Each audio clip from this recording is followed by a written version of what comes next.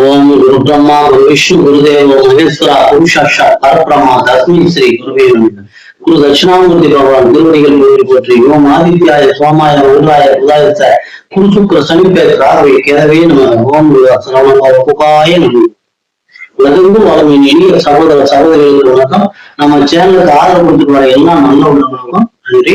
நம்ம இந்த பதிவுல என்ன பார்க்கறோம்னா 2024 டிசம்பர் மாதம் மீன ராசிக்கான மாத பலன்களை பார்க்கிறோம். இதுல கிரகங்களுடைய நகர்வு என்னென்ன மாறி இருக்கு, எந்தெந்த கிரகங்கள் எந்தெந்த மாறி இருக்கு, அதனால பலன்கள்ல என்ன மாறி இருக்கு அப்படிங்கிறதையும், உங்க ராசியில் இருக்கக்கூடிய ஒவ்வொரு நட்சத்திரங்களுக்கும் உண்டான டிசம்பர் மாதத்துக்கான சுபநாள் எது எது, அசுபநாள் எது, யோக நாள் எது அப்படிங்கிறதையும், இதுவரைக்கும் நம்ம ராசி பலன்கள்ல வணங்க வேண்டிய தெய்வங்களை கொடுத்துட்டு வந்தோம். இப்போ இந்த மாசத்துல இருந்து ஒவ்வொரு மாதமும் ஒவ்வொரு தகவலுக்கும் தான் உங்களுக்கு இன்னும் நல்ல சிறப்பா இருக்கும், வழிகாட்டியா இருக்கும். அப்படிங்கிறதுனால இந்த மாதம் உங்களுக்கு தெய்வ அனுகூலத்தை கொடுக்கக்கூடிய ஒரு நட்சத்திரத்தையும் அறிமுகப்படுத்தும். ராசி பலன்கள் போலாம். அன்பான மீன ராசி நேயர்களே, இந்த மாசம் நீங்க முழுக்க முழுக்க எச்சரிக்கையா இருக்க வேண்டிய ஒரு மாதம். ஏன்னா உங்க ராசிக்கும் 10ஆம் இடத்திற்கு தொழிற்சாலம் ஜீவனத்தானத்திற்கு அதிபதியான குரு பகவான் 3ஆம் இடத்துல வக்கரமாகி இருக்கிறது அப்படிங்கிறது உங்களுக்கு தொழில்துறையில சம்பளம் வாங்கக்கூடிய இந்த சொந்த தொழில் செய்யறவங்களுக்கு ஒரு சின்ன முடக்கம் தொழில இருக்கதான் செய்யும்.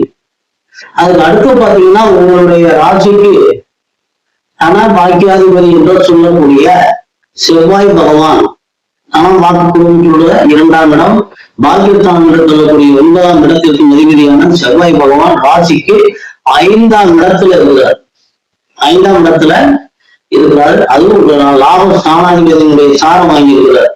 ஆக இந்த மாதம் உங்களுக்கு செவ்வாய் பகவான் மட்டுமே நல்ல செல்வ செழிப்பை கொடுக்கக்கூடிய இடத்துல இருக்கிறார். ஏன்னா அவரு ஒரு திரிகோணத்துல இருந்துட்டு இன்னொரு திரிகோணத்திற்கும் அதிபதியா வர்றதுனால செவ்வாய் பகவானால இந்த மாதம் முழுக்க நிறைந்த செல்வங்கள் யோகம் இருக்கு. அப்போ செவ்வாய் பகவான் கொடுக்கக்கூடிய வீடுகள்லாம் வண்டி வாகன யோகம்லாம் கிடைக்கும் அப்படின்னா முருகப்பெருமான திருச்செந்தூர் முருகப்பெருமான வழிபடுறது உங்களுக்கு இந்த மாசம் ரொம்ப சிறப்பா இருக்கும்.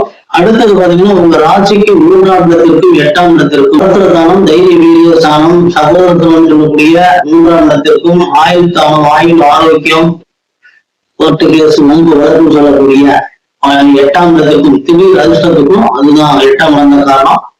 3-8க்கு அதிபதியான சுக்கிர பகவான் உங்க ராசிக்கு 11ஆம் இடத்துல லாபஸ்தானத்துல இருக்கிறதுனால லக்ஸூரியஸ் தொழில் செய்யறவங்களுக்கும் ஆடை ஆபரண தொழிலை செய்ய தலைத்துறை இருக்கிறவங்களுக்கும் நீங்க எடுக்கக்கூடிய முயற்சிகள் எல்லாம் ஒரு சிறந்த ஒரு முன்னேற்றத்தை கொடுக்கும். புதிய முயற்சிகளுக்கு இந்த மாதம் மிகச்சிறந்த, ஏன்னா முயற்சி ஸ்தானாதிபதி என்று சொல்லக்கூடிய செவ்வாய் பகவான் ராசிக்கு 5ஆம் இடத்துல இருக்கிறாரு. முயற்சி ஸ்தானத்துக்கு அதிபதியான சுக்கிர பகவான் லாபஸ்தானத்தில் இருக்கு. ஆக நீங்க எடுக்கக்கூடிய முயற்சிகள் எல்லாமே இந்த மாசம் ஒரு வெற்றியை அடையும்.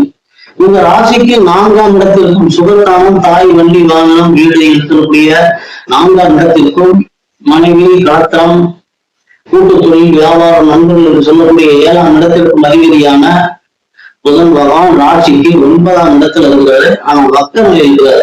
அதனால உங்களுக்கு புதன் கிடைக்கக்கூடிய ஆதாயங்கள் சற்று சந்திச்சு 15ஆம் தேதி வரை 15ஆம் தேதிக்கு மேல வக்கரம் முடிஞ்சது. 5 மேல வக்கரம் முடிஞ்ச பின்னாடி உங்களுக்கு பிற்பகுதி மிகுந்த யோகமாக அமையும். அடுத்து ஒரு ராசிக்கு 6ஆம் இடத்திற்கு அதிபதியான சூரிய பகவான் ராசிக்கு பாக்கிய ஸ்தானத்துல வர்றாரு. 6ஆம் இடத்ததிபதி 9ஆம் இடத்துல வர்றது அப்படிங்கிறது தந்தையினுடைய தொழில், செல்வாக்கு, உடல்நிலை இதெல்லாம் கொஞ்சம் பாதிக்கும். அரசு சார்ந்த முயற்சிகள் இது எல்லாமே கொஞ்சம் பாதிக்கும். ஆனா 6ஆம் இடத்துல இருந்தா சூரியன் இருந்தா நல்லது. ஆனா 6ஆம் இடத்தை 9ஆம் இடத்துல 15ஆம் தேதி வரைக்கும் 15க்கு மேல உங்க ராசிக்கு 10ஆம் இடத்துல திப்பலம் பெறாரு. சூரியன் திப்பலம் பெறுவது அப்படிங்கிறது ரொம்ப சிறப்பு. அப்படின்னாலும் அவரு உங்க ராசிக்கு 6ஆம் இடத்து அதிபதியா வர்றதுனால சூரிய பகவானால இந்த மாசம் முழுக்க முழுக்க அரசு சார்ந்த அரசு அதிகாரிகள் மூலமாக, குழந்தைகள் மூலமாக உங்களுக்கு நிறைய பிரச்சனைகள் தான் இந்த மாசம் கிடைக்கும். மற்றபடி தன வரவுக்கு குறைவில்லாத மாதம், சற்று எச்சரிக்கையா இருக்க வேண்டிய மாதம். காலி நிலத்துல கையெழுத்து போடுறது, என் 4ஆம் இடத்து அதிபதி பாக்கியஸ்தானத்தில் இருந்தால் வக்கர நிலையில் இருக்கிறதுனால உடனே பணங்கள் கிடைக்காது. அதனால நீங்க கொஞ்சம் டாக்குல கையெழுத்து போடுறது, காலி நிலம் விற்கிறது வாங்குறது, திடீர்னு யாராவது ஒரு புதையல் கிடைக்குது வாங்க அப்படின்னு சொல்லி கூட்டிட்டு போவாங்க. இதெல்லாம் கொஞ்சம் ரொம்ப கவனமா, ஏன்னா நிலத்துக்கு அதிபதியாக 4ஆம் இடங்கிறது புதையல்தான். அவர் போய் 9ஆம் இடத்துல இருக்கிறதுனால நிறைய நமக்கு லாபம் கிடைக்கும், பாக்கியம் கிடைக்கும் அப்படின்னு சொல்லி கூட உங்களை யாராவது வெளிப்படுத்தி சொல்லலாம். எல்லா விதத்திலையும் நீங்க எச்சரிக்கையா இருந்துக்கணும்.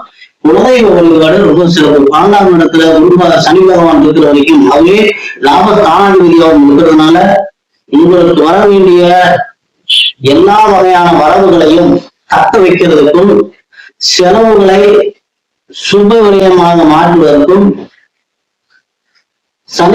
குலதெய்வ வழிபாடும் சனி பகவானுடைய வழிபாடும் ஏழை எளியவர்களுக்கு உதவுவதும், வயதானவர்களுக்கு உதவுவதும், ஊனமுற்றவர்களுக்கு உதவுவதும் ரொம்ப ரொம்ப முக்கியம். இதை நீங்க செஞ்சுட்டு வந்தீங்க அப்படின்னாவே உங்களுக்கு வரக்கூடிய வீண் விரயங்கள், பிரச்சனைகள் இதெல்லாம் தவிர்க்கலாம்.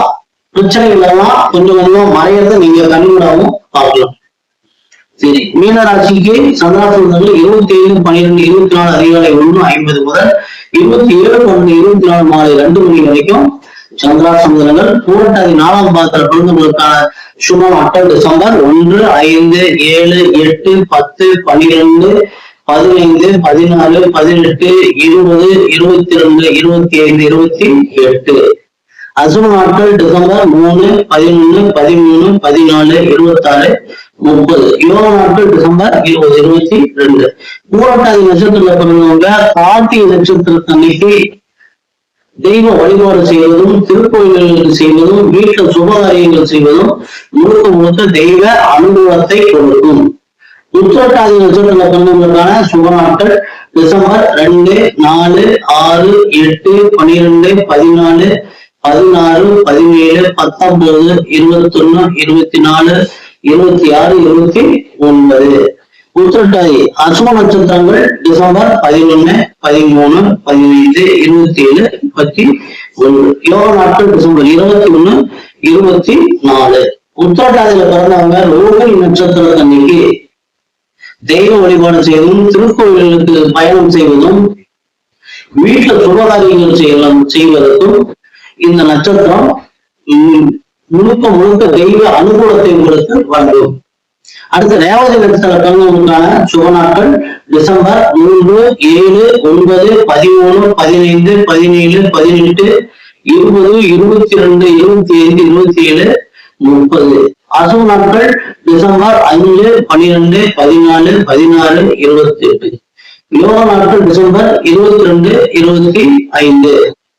ரேவதி நட்சத்திர பிறந்தவங்க மிருகச்சீரட நட்சத்திரத்து அன்னைக்கு தெய்வ வழிபாடும், தெய்வ திருத்தலங்களுக்கு செல்வதும், வீட்டுல சுபகாரியங்கள் செய்வதும் முழுக்க முழுக்க தெய்வ அனுகூலத்தை பெற்று தரும். நன்றி நேயர்களே. மீண்டும் அடுத்த பதிவுல சந்திக்கிற வரைக்கும் எல்லாம் வல்ல எம்பெருமான் முருகப்பெருமான் உங்களுக்கு எல்லா வளங்களையும் வாரி வழங்க வேண்டும் என்று வேண்டி இந்த பதிவினை நிறைவு செய்கிறோம். நன்றி.